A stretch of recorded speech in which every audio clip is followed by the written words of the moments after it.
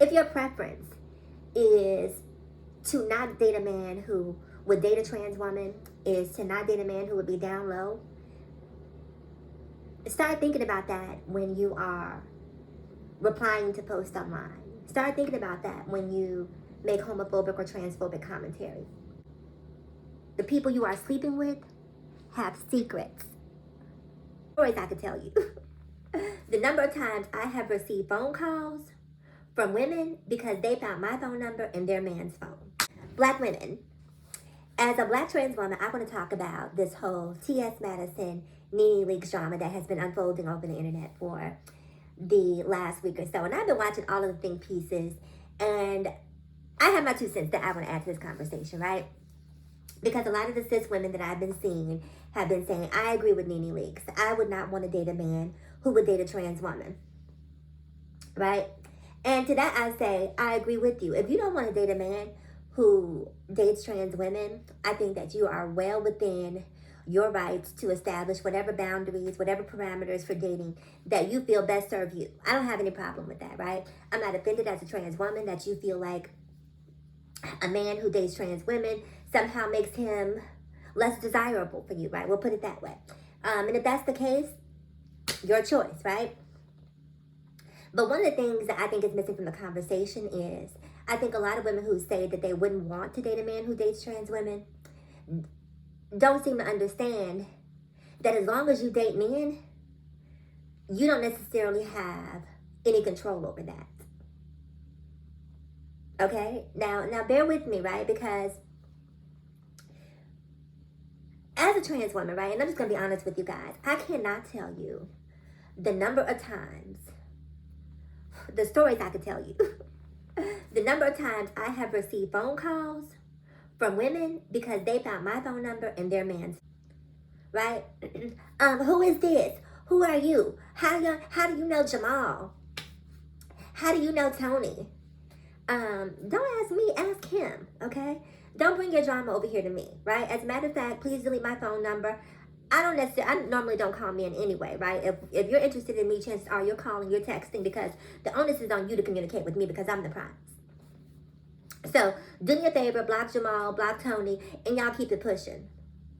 Now, these women who are calling me have absolutely no inkling or clue that they were just talking to a trans woman. They just think that I'm just one of probably another girl, another cis woman who happens to be someone that Jamal has cheated on, because Jamal is a serial cheater. This is what he does. This is his jam, right? And I say that because you can have whatever preference you want, but you don't have any control over that as long as you continue to date men, because men lie, men cheat. If you look at all the women out here who get cheated on, who the men that they're dating have babies on them, outside of their marriages, outside of their relationships, do you think that that was their preference? Do you think that that was their choice? It wasn't their preference. It wasn't their choice. But men cheat, men lie, men deceive. And as a result of them lying, cheating, and deceiving, you wind up having to deal with something that is not, quote unquote, your preference. And that's simply, as trans women, the message that we're trying to deliver to you.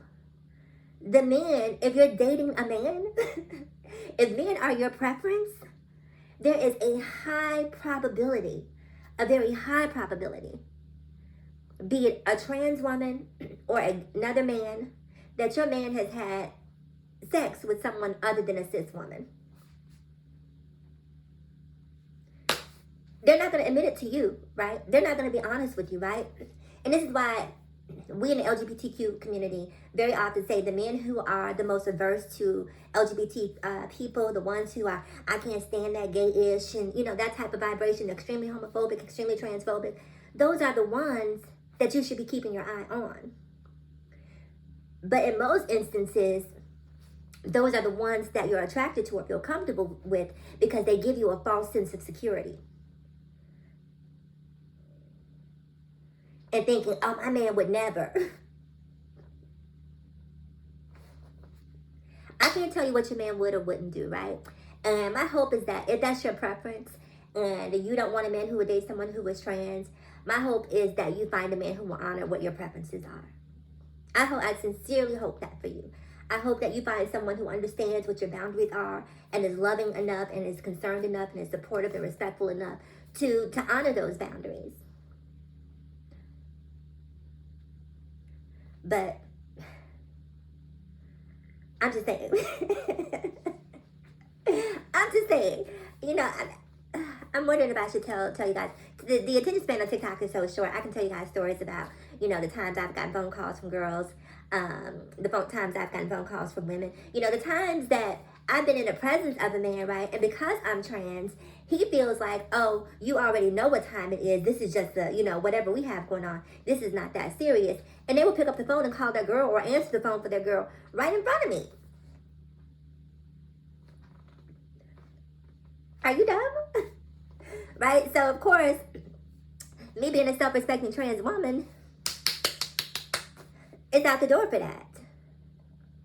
So I'm saying, listen, women, cis women, trans women are not your enemy. We're simply trying to convey the information to you. Do what you choose to do with the information. Believe it, not believe it. I'm just saying, I've dated brothers, uncles, cousins, fathers.